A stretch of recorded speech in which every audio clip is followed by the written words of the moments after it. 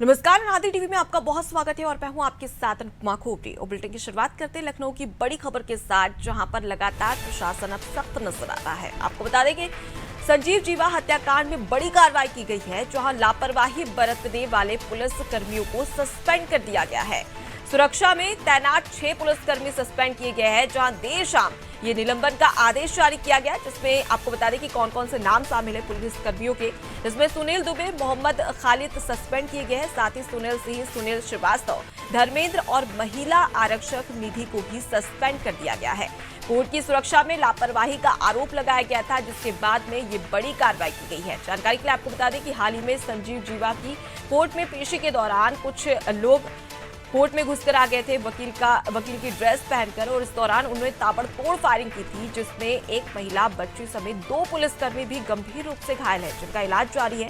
अब ऐसे में लगातार पुलिस और अधिवक्ताओं के बीच में आपसी झड़प भी देखने को मिली थी। सुरक्षा को लेकर लगातार पुलिस प्रशासन पर सवाल भी उठाए जा रहे थे। अब इसी के मद्देनजर एक और बड़ी कार्रवाई की गई है, जिसके तहत 6 पुलिसकर्मियों को सस्पेंड कर दिया है। और देखिए, उत्तर प्रदेश में ये पहला मामला नहीं है। इससे पहले भी अतीक अहमद की हत्या कर दी गई थी। कैमरों के सामने, मीडिया के सामने पुलिस की कस्टडी में ताबड़तोड़ फायरिंग की गई थी, और तब भी सवाल यही उठाए गए थे कि क्या उत्तर प्रदेश में इसी प्रकार से सुरक्षा बरती जाती है पुलिसकर्मियों के द्वारा। और लगातार पुलिस की जो कार्यकुशलता थी उसकी भी किरकिरी हो रही थी, लेकिन अब लगातार कार्रवाई की जा रही है।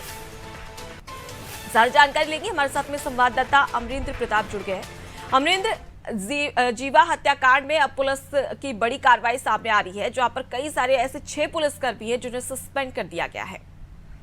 बिल्कुल अनुपमा जी, देखिए जैसा कि जीवा के हत्याकांड के बाद वकील जो है, मतलब अधिवक्तागण जो है कोर्ट परिसर के, वो लगातार आंदोलित हैं। कल महिला अधिवक्ताओं ने भी जो है वो धरना दिया। उसके बाद पुलिस अधिकारी वहां पहुंचे, उन्हें समझाया गया, उनसे कहा गया कि आप एक निश्चित समय सीमा का हमें टाइम दें, उसमें हम वो सारी चीजें चुस्त और दुरुस्त करेंगे जिनकी डिमांड आप कर रहे हैं।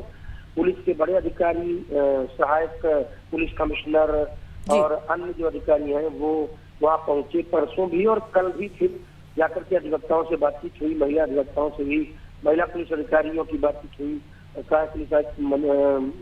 स्तर की महिला पुलिस अधिकारी और मनीषा सिंह जो कि ज्वाइंट पुलिस कमिश्नर, उनकी बात महिला अधिवक्ताओं से भी हुई। और उसके बाद जो चिन्हित किए गए थे कि कौन कौन ड्यूटी पे था पुलिसकर्मी, उनमें से 6 पुलिसकर्मियों को, जिनको प्रथम दृष्टया लापरवाही करते लिए पाया गया है जांच में, उनका सस्पेंशन हो गया है, उनको निलंबित कर दिया गया है। और अभी और कार्रवाई अनुपमा जी इसमें कड़ी हो सकती है जी। और दूसरी ओर प्रमुख सचिव गृह ने कल एक वीडियो कॉन्फ्रेंसिंग की और पूरे प्रदेश के न्यायालय परिसरों के लिए उन्होंने आदेश जारी किए। और वो आदेश ये है कि अब किसी भी स्थिति में कोई भी व्यक्ति अग्न्यास्त्र लेके, यानी फायर वेपन लेके न्यायालय परिसर में प्रवेश न कर पाए। और इसमें और भी आउटपुट आज आने हैं, आज कुछ और भी बातें सामने हैं जी।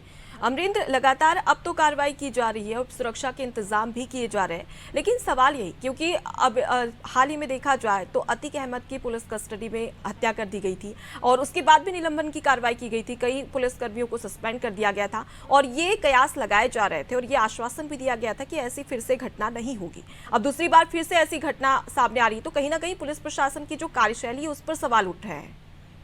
हाँ बिल्कुल, ये कहा जा सकता है जब सामान्य तौर पे चीजें चलती है तो उस समय अगर सावधानी बरती जाए तो इतनी बड़ी घटनाएं न हो। जैसे इस मामले को ही आप ले लीजिए, निश्चित रूप से वकील के चोले में, वकील के वेश में जब हत्यारा विजय यादव न्यायालय परिसर में प्रवेश किया होगा और वेपन उसके अपने कोर्ट में रहा, या अन्य भी जैसे की जानकारी आ रही, कुछ अन्य साथी भी उसके हो सकते हैं न्यायालय परिसर में, वो भी वेपन सहित अंदर ही रहे होंगे।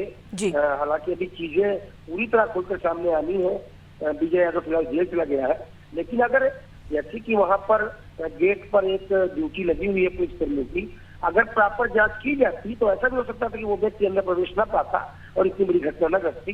लेकिन जब घटना घट जाती है उसके बाद में अचानक जो है चीजों को दुरुस्त करने के लिए नए आदेश जारी किए जाते हैं, अचानक चीजों को ठीक करने के लिए सस्पेंशन। जी, तो अमरेंद्र, अब ऐसे में पुलिस प्रशासन की ओर से क्या कार्रवाई की जाएगी और साथ ही अपनी जैसे कि भूमिका को देखा जाए, पिछली बार भी ऐसी घटना हुई थी, एक बार फिर से ऐसी घटना हुई है, तो ऐसे में लगातार देश में उत्तर प्रदेश की जो सुरक्षा है, पुलिस प्रणाली की जो सुरक्षा है, उस पर लगातार सवाल उठ रहे हैं, उनकी किरकिरी भी हो रही है। ऐसे में अपनी अच्छी छवि बनाने के लिए, सुरक्षा के पुख्ता इंतजाम करने के लिए अब क्या प्रयास पुलिस प्रशासन की टीम की ओर से किए जा सके?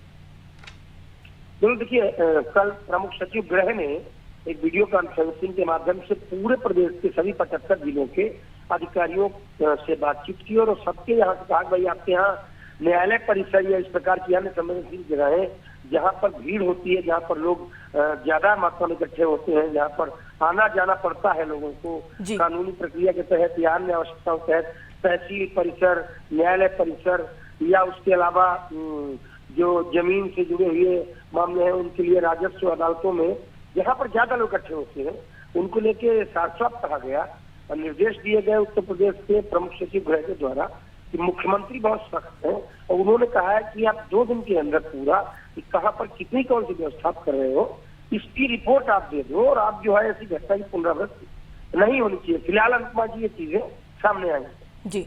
तो कुल मिलाकर देखा जाए तो कहीं ना कहीं अब सुरक्षा पर भी सवाल उठ रहे हैं और आम जनता में ये संशय बना हुआ है कि आखिर सुरक्षा को लेकर पुलिस इतनी लापरवाह क्यों नजर आ रही है। फिलहाल के लिए बहुत शुक्रिया तमाम जानकारी हम तक पहुंचाने के लिए।